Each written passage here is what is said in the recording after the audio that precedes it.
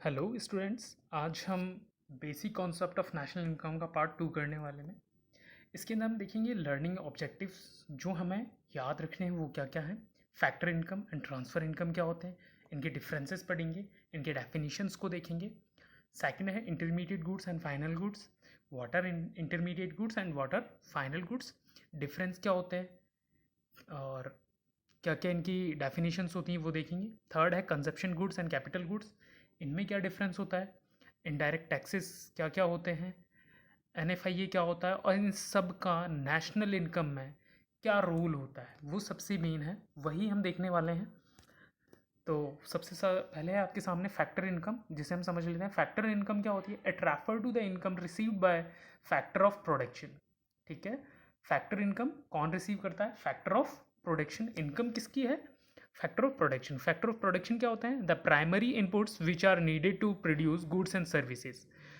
Primary inputs की बात करें, जो क्या काम करते हैं, प्रोड्यूस करते हैं गुड्स और सर्विसेज को। Four type of factor of production होते हैं, जो प्राइमरी इनपुट्स होते हैं वो फोर टाइप के होते हैं। लैंड होता है, लेबर, कैपिटल, एंटरप्रेन्योर। ठीक है, कौन होते हैं, चार होते हैं, लैंड, लेबर, कैपिटल और एंटरप्रेन्योर होते हैं। इनकी चार तरीके की इनकम होती है। There are four type of income. Land को क्या मिलता है, रेंट, लेबर को वेजेस, कैपिटल को इंटरेस्ट और एंटरप्रेन्योर को प्रॉफिट। देखिए, मैं आपको और डिफाइन कर दूँ। लैंड, कोई भी जगह जो हम जाते हैं कहीं और setup, we make a setup of industry and we take a land on rent, that's land take rent as a income. Okay, now we put labor to uh, start the product sorry, labor uses for process of production and labor get wages in form of income. And after that, capital means पूंजी। Entrepreneur या businessman जो होता है वो क्या करता है, capital लगाता है। अब कैपिटल लगाता है, अगर कैपिटल को ना लगाता तो उसे क्या मिलता, कैपिटल जो लगाई है उस पर उसे क्या मिल रहा है। अगर कोई भी कैपिटल आप लगाने वाले हो तो on the behalf of interest, मुझे इंटरेस्ट तो मिलेगा ही ना। फिर entrepreneur, who is entrepreneur, businessman. Businessman क्या देखता है, profit, he focus only on profit. ठीक है, अब एग्जाम्पल देख लेते हैं कि फैक्टर इनकम क्या होती है। Chartered accountant give service to client and get fees, that is factor income.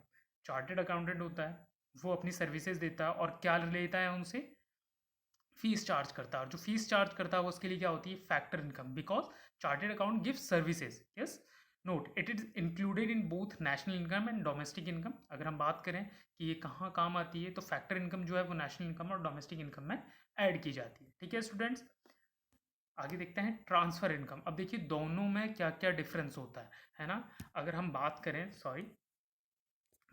Factor income की, तो फैक्टर इनकम क्या हो रहा है कि कोई पर्सन है, it refer to the income receive by factor of production by rendering services. जब वो सर्विसेज देता है तभी उसे इनकम जनरेट होती है। But in case of transfer income, अब ट्रांसफर इनकम क्या होता है, it refer to the income received without rendering any productive service in return. कि उसे इनकम तो मिलती है लेकिन वो कोई भी प्रोडक्टिव सर्विस रिटर्न में नहीं देता। ठीक है, अगर वो रिटर्न में सर्विस देगा तो वो क्या बन जाएगी, फैक्टर इनकम। लेकिन अगर वो सर्विस नहीं देता है तो वो क्या बन गई है, ट्रांसफ़र इनकम। बात करें जैसे लीगेसी, लीगेसी के अंदर क्या होता है कि एक बेटे की पिता की संपत्ति एक बेटे को ट्रांसफ़र हो जाती है विदाउट एनी रेंडरिंग सर्विसेज। ठीक है, उसी तरीके से जो ट्रांसफ़र इनकम है वो ये चीज़ है। ठीक है, इंपॉर्टेंस कैरेक्टरिस्टिक क्या है इसकी, it is a unilateral concept, मतलब वन साइडेड, कि सिर्फ एक ही पर्सन करेगा। दोनों ही अगर एक दूसरे को पैसा देंगे या एक जना सर्विस दे रहा है दूसरा इनकम दे रहा है, तो ट्रांसफ़र इनकम में काउंट नहीं होता। ये किस में चला जाता है, फैक्टर इनकम में। लेकिन अगर बिना सर्विस दिए ही उसे क्या मिल रहा है, पैसा मिल रहा है, तो वो क्या है, वन साइडेड है। ठीक है, ये क्या है, transfer income. It is not include in national income, इसे नेशनल इनकम में काउंट नहीं करते। ये जो पॉइंट है ये ध्यान रखेंगे कि ट्रांसफर इनकम को कभी भी नेशनल इनकम में काउंट नहीं करते। ठीक है, एग्जांपल देख लेते हैं। ओल्ड एज पेंशन हो गई, स्कॉलरशिप हो गई। ओल्ड एज पेंशन, बूढ़े लोगों को जो पेंशन दी जाती है वो कोई सर्विस रेंडर नहीं करते बट गवर्नमेंट पे करती है उनको। स्कॉलरशिप दी जाती है, वहाँ वो सिर्फ पढ़ने जाते हैं, वो कोई रेंडरिंग सर्विसेज वो कोई काम नहीं करते हैं पढ़ने के अलावा, ठीक है। तो उनको क्या मिलती है, स्कॉलरशिप मिलती है, जो भी वन साइडेड गवर्नमेंट देती है, गवर्नमेंट के ऊपर ही स्टूडेंट के ऊपर ही बाउंडेशन नहीं होती कि वो स्कॉलरशिप लेगा और उनको रिटर्न में कुछ देगा, ठीक है।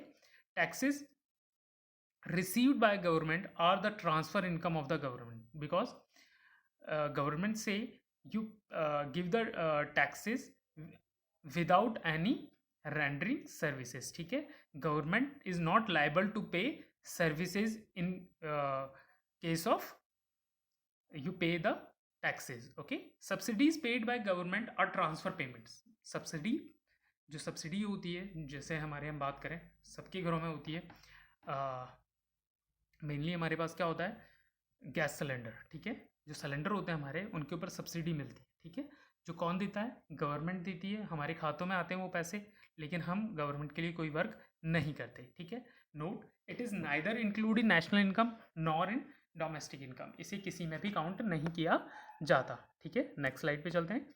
अब आ गए हैं इंटरमीडिएट गुड्स। अब इंटरमीडिएट गुड्स क्या होते हैं, it refer to those goods which are used either resale और for further production in the same year, कि वो गुड्स होते हैं जो कि या तो रीसेल किए जाते हैं या उनको प्रोडक्शन में और डाला जाता है। जैसे हम बात करें दूध, हम दूध लेके आते हैं, दूध लाने के बाद आप चाहो तो कंजप्शन कर सकते हो, ठीक है, और चाहो तो उसे आगे प्रोसेस में डाल सकते हैं। हम दही जमाते हैं, ठीक है। कर्ड, कर्ड के बाद हम क्या करते हैं, बटर मिल्क, घी, ठीक है।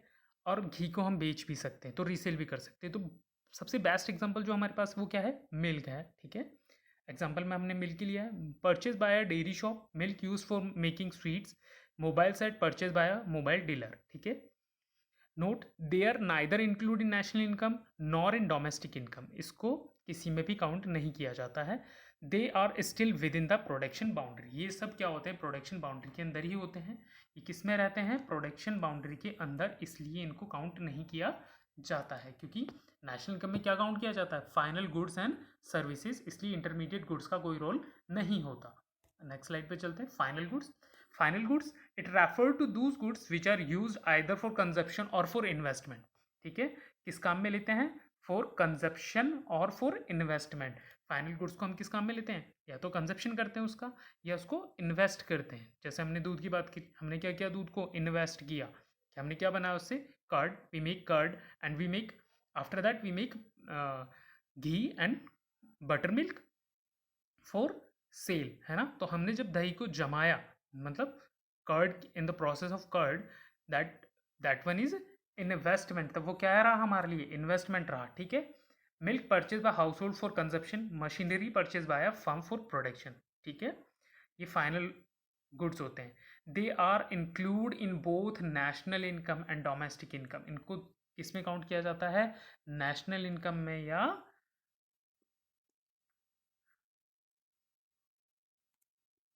किसमें किया जाता है, डोमेस्टिक इनकम के अंदर। They cross the production boundary, ये प्रोडक्शन बाउंड्री को क्रॉस करके आगे बढ़ते हैं, ठीक है। आगे देखते हैं। कंजप्शन गुड्स, कंजप्शन गुड्स क्या होते हैं, it refer to those goods which satisfy the wants of the consumer directly, जो क्या करते हैं, कंज्यूमर की जो वांट्स होती हैं, ठीक है, उनको क्या करते हैं, डायरेक्टली सेटिफाई करते हैं, ठीक है। जैसे आपने क्या किया, आप मार्केट गए, आपको भूख लगी है, आपने पिज़्ज़ा लिया, बर्गर लिया, वैसे खाने की चीज़ें नहीं है, हमें क्या ध्यान करना चाहिए, हमने केले परचेज़ किए, ठीक है, और केले खा लिए, तो वो हमारी जो भूख है उसको शांत करते हैं इंस्टेंटली। तो ये क्या हुआ, ये हुआ कंजप्शन गुड्स, जो हमें क्या करते हैं, डायरेक्टली सर्टिफाई करते हैं। It can be further be subdivided, इनको हम सब डिवाइडेड कर सकते हैं कंजप्शन गुड्स को। Durable goods, those goods which can be use again and again over a considerable period of time, मतलब एक टाइम के बाद वो खराब होते ही होते हैं। जैसे टेलीविजन हो गया, रेफ्रिजरेटर, हम कंजप्शन करते हैं क्योंकि हम इनसे कोई प्रोडक्शन नहीं कर रहे होते। जो घर के अंदर फ्रिज होता है, हम क्या करते हैं, प्रोडक्शन करते हैं उससे, बर्फ जमा के बेचते हैं मार्केट में, नहीं, ठीक है। Semi durable goods, it can be use for a limited period of time, कुछ टाइम के लिए, जैसे क्लोथ और क्रॉकरी, भाई गिरे और टूट गई तो हम सेमी ड्यूरेबल, ड्यूरेबल का मतलब होता है मजबूत, है ना, और सेमी ड्यूरेबल थोड़ा कम मजबूत है। नॉन ड्यूरेबल, जो लाएंगे और ख़त्म हो जाएगा, जैसे which are use up in a single act of consumption, एक ही बार यूज़ कर सकते हैं, लाइक मिल्क और ब्रेड, अब बार बार ब्रेड को यूज़ नहीं कर सकते, ठीक है। Services refer to non material goods which directly satisfy the human wants, services जो डायरेक्टली सेटिस्फाई करती हैं ह्यूमन वांट्स को। सर्विसेज क्या होती हैं? नॉन टचेबल गुड्स होते हैं, ठीक है, जो हमें सिर्फ महसूस होते हैं, हमें दिखाई नहीं दे सकते, ठीक है। तो टीचर वो काम करता है, क्योंकि टीचर आपको क्या देता है? सर्विसेज देता है, ठीक है। ठीक है स्टूडेंट्स, तो कंजप्शन गुड्स आपको समझ में आया। नेक्स्ट चलते हैं, इनडायरेक्ट टैक्सेस, ठीक है। सॉरी, एक चीज़ भूल गए हम कि कंजप्शन गुड्स क्या, यार इसका तो लिया ही नहीं है। आगे चलते हैं, indirect taxes. Net indirect taxes क्या है? It refer to difference between indirect tax and subsidy. किसके बीच का डिफरेंस है? इनडायरेक्ट टैक्सेस और सब्सिडी के बीच का डिफरेंस है। फॉर्मूला देख लेते हैं क्या होता है। NIT equal to indirect taxes minus subsidy. Indirect taxes, those tax which are imposed by government on production and sale of goods and services, जैसे GST, ठीक है। टैक्सेस जो कौन इम्पोज करता है हमारे ऊपर? गवर्नमेंट इम्पोज करती है। किसके ऊपर? On production. प्रोडक्शन किसका? प्रोडक्शन, गुड्स और सर्विसेज का, ठीक है, जैसे GST। Subsidies are the economic assistance given by the government to the firm and household. क्या होता है? इकोनॉमिक असिस्टेंस होता है, मतलब मनी से हमारी क्या करते हैं? मदद करते हैं। कौन करता है? गवर्नमेंट करता है। किसकी करता है? फर्म की और हाउस होल्ड की, ठीक है। फर्म को क्या देता है? ओल्ड एज पेंशन देता है। फर्म्स को क्या देता है? कि लो कॉस्ट के ऊपर लैंड प्रोवाइड करवाते हैं, ठीक है। इनडायरेक्ट टैक्सेस के, हाँ, एक छोटा सा एग्जांपल, इनडायरेक्ट 250 है, सब्सिडी है 120। कैलकुलेट NIT कैलकुलेट करना है। तो NIT कैलकुलेट करने के लिए हमने क्या किया? हमने देखा फॉर्मूला क्या होता है। Indirect taxes minus subsidy. Indirect taxes कितने? 250 माइनस 120, यू गेट 130। तो 130 क्या हो गया आपका? NIT हो गया, ठीक है स्टूडेंट्स। नेक्स्ट स्लाइड पे चलते हैं। NFI क्या होता है? Net factor income from abroad, ठीक है। It refer to the difference. ये क्या होता है बच्चों? ये होता है difference between factor income, difference between factor income received from the rest of the world and factor income paid to the rest of the world। मतलब रिसीव करना, इनकम रिसीव करना from rest of the world से, ठीक है। जो import export हम करते हैं, एक्सपोर्ट हमने किया, ठीक है, तो हमें पैसा मिलेगा। कोई हमारी बैंक है जो फॉरेन में वर्क कर रही है, एम्बेसीज हैं जो बाहर वर्क कर रही हैं, तो वहाँ जो इनकम जनरेट होती है वो हमारे पास आती है ना। तो वो हमारे लिए क्या होती है? Income from rest of the world. और जो हम पेड कर, जो इंपोर्ट हमने किया उसके लिए जो हम दे रहे हैं पैसा, वो क्या हो गया? पेड, है ना, ठीक है। NFI का फॉर्मूला देखते हैं क्या होता है। Formula, factor income earn from abroad minus factor income paid abroad, है ना, ठीक है। इनकम अर्न की हमने अब्रॉड से और इनकम पे की, उनका बीच का जो डिफरेंस होता है वो NFI होता है, ठीक है। अब मैं आपको बता दूं ये 3 तरीके का होता है। It is 3 types, positive, negative and zero. Positive कब होगा? देखिए पॉजिटिव कब होगा ये? जब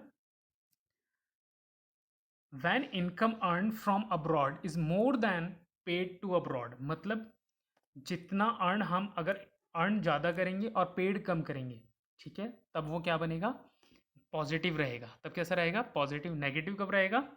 नेगेटिव कब रहेगा? When income paid to abroad is more than income earn from abroad. मतलब जितना हम अर्न कर रहे हैं उससे ज़्यादा अगर हम पे कर रहे हैं तो ये कैसा चला जाएगा? नेगेटिव, ठीक है। NFI की बात करें, जीरो कब होगा? When income earn from abroad is equal to pay income paid to abroad, ठीक है। और इसको हम कब कैलकुलेट करते हैं? जब हम इसको नेशनल की बात करते हैं, मतलब GNP की बात करते हैं, तब ये लेंगे, ठीक है। मतलब ये नेशनल इनकम में काउंट होता है, डोमेस्टिक इनकम में काउंट नहीं होता। आगे चलते हैं, ठीक है स्टूडेंट्स। तो ये आपका टॉपिक कंप्लीट हुआ। मैं उम्मीद करता हूँ ये आपको अच्छे से समझ में आया होगा। Thank you.